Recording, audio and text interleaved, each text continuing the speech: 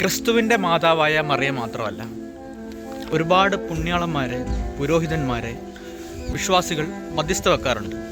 സങ്കീർത്തനം 115:7 ഇപ്രകാരം എഴുതിയിരിക്കുന്നു: മരിച്ചവരും മൗനതയിൽ ഇരിക്കുന്നവരും ആരും യഹോവയെ സ്തുതിക്കുന്നില്ല. മാതാവ് ഒരു മരിച്ച വ്യക്തിയാണ്.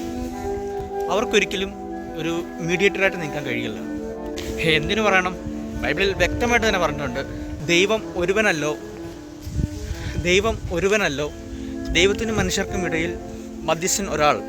ഇത് തിരിച്ചറിയാൻ ഇത്രയും നാൾ എടുക്കേണ്ടി വന്നു എന്നുള്ളതാണ്. പുരോഹിതന്മാരുടെ സഭയുടെ പഠിപ്പിക്കലിൽ അനുസരിക്കുന്നതുകൊണ്ടാണ് ഇങ്ങനത്തെ വിശ്വാസങ്ങൾ പാലിക്കേണ്ടതായിട്ട് വരുന്നത്. ബൈബിളിൽ വിശ്വസിക്കുക, വചനത്തിൽ വിശ്വസിക്കുക, അതായിരിക്കണം നമ്മുടെ അടിസ്ഥാനം. അതിലെല്ലാം എഴുതിയിട്ടുണ്ടല്ലോ വ്യക്തമായിട്ട് തന്നെ. ഇനി ഇതുപോലെ തിരുത്തപ്പെടേണ്ടതായിട്ടുള്ള ഒരുപാട് കാര്യങ്ങളുണ്ട്. ഈ ശിശുസ്നാനം പോലുള്ള ഒരുപാട് ആചാരങ്ങൾ ഈ വരും ദിവസങ്ങളിൽ അതിനെല്ലാം മാറ്റങ്ങൾ വരട്ടെ എന്ന് പ്രാർത്ഥിക്കുന്നു.